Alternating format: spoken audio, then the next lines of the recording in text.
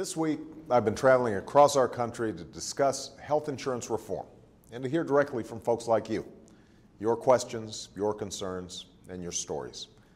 Now, I know there's been a lot of attention paid to some of the town hall meetings that are going on around the country, especially those where tempers have flared. You know how TV loves a ruckus. But what you haven't seen, because it's not as exciting, are the many constructive meetings going on all over the country where Americans are airing their hopes and concerns about this very important issue.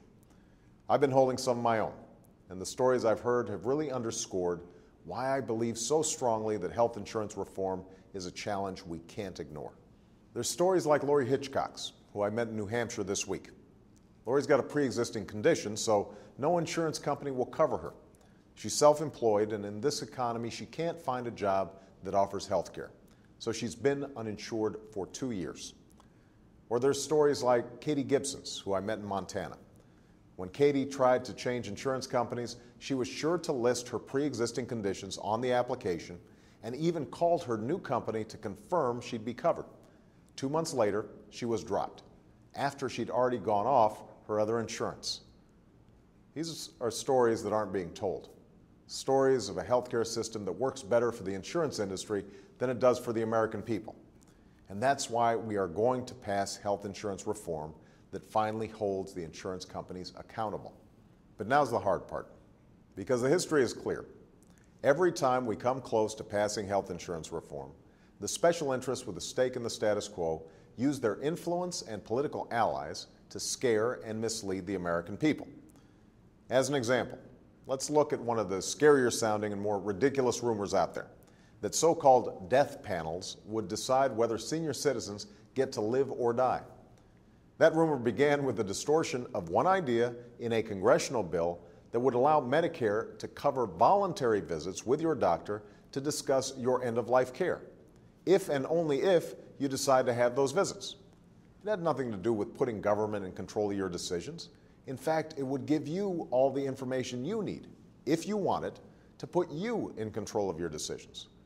When a conservative Republican senator who supported this idea, in fact had long fought for even more far-reaching proposals, found out how folks were twisting the idea, he called their misrepresentation, and I quote, nuts.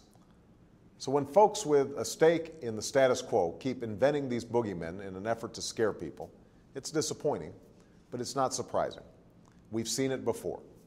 When President Roosevelt was working to create Social Security, opponents warned it would open the door to federal snooping and force Americans to wear dog tags. When President Kennedy and President Johnson were working to create Medicare, opponents warned of socialized medicine. Sound familiar?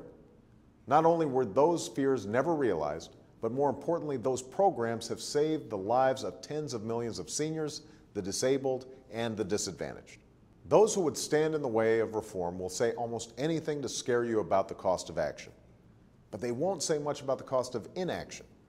If you're worried about rationed care, higher costs, denied coverage, or bureaucrats getting between you and your doctor, then you should know that that's what's happening right now.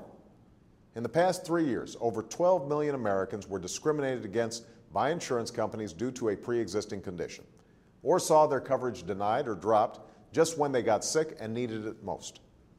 Americans whose jobs and health care are secure today just don't know if they'll be the next to join the 14,000 who lose their health insurance every single day.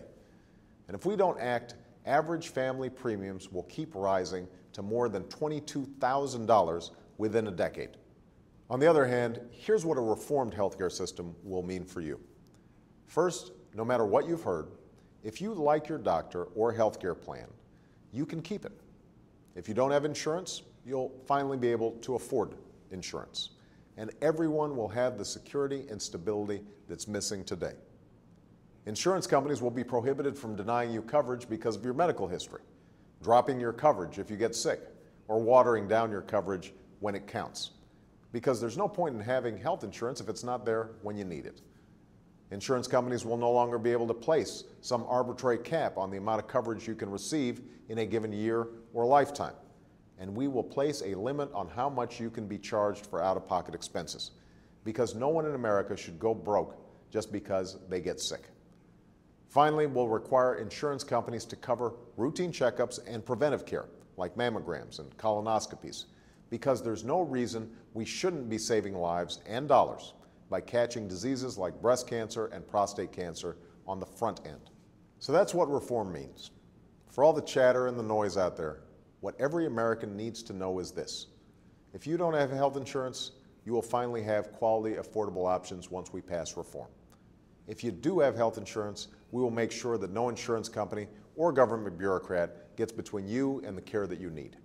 And we will deliver this in a fiscally responsible way. Now, I know there's plenty of real concern and skepticism out there. I know that in a time of economic upheaval, the idea of change can be unsettling. And I know that there are some folks who believe that government should have no role at all in solving our problems. These are legitimate differences worthy of the real discussion that America deserves. One where we lower our voices, listen to one another, and talk about differences that really exist. Because while there may be disagreements over how to go about it, there is widespread agreement on the urgent need to reform a broken system and finally hold insurance companies accountable. Nearly 50 years ago, in the midst of the noisy early battles to create what would become Medicare, President Kennedy said, "I refuse to see us live on the accomplishments of another generation. I refuse to see this country and all of us shrink from these struggles which are our responsibility in our time." Now it falls to us to meet the challenges of our time.